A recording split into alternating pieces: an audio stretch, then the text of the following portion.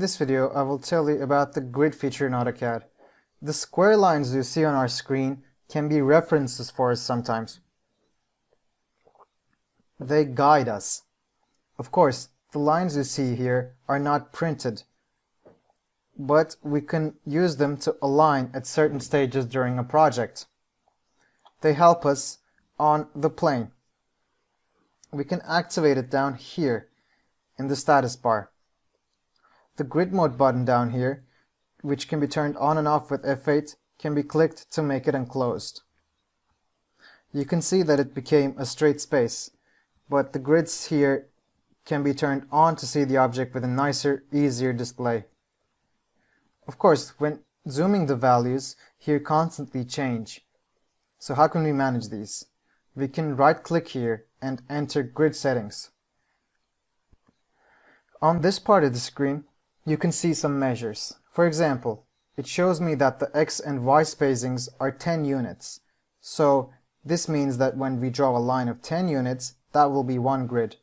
And every 5 grids, we can see that there is a major line. Every 5 grids, we have a darker line. We can change these.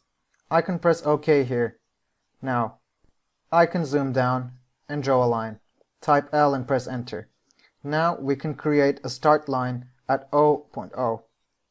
Now I can make it go 10 units on the x-axis and 10 units in the y-axis with F8 turned on. You can see here that they fit exactly right on the grid. Now I can change the values for these grids if I want. I can make it 5 to 5, click OK, and as you can see, they are denser now.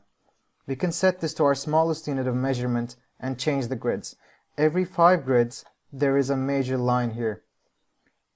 We can also change this value.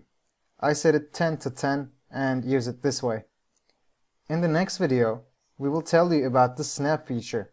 When activated, this feature makes the mouse cursor lock on. We can operate it at the same values with the grids to create a more logical project.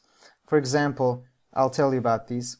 When your smallest measurement unit is 5 units, you can set both the grid and to scale to 5 and work on the minimum measurement level. This makes projects easier to manage.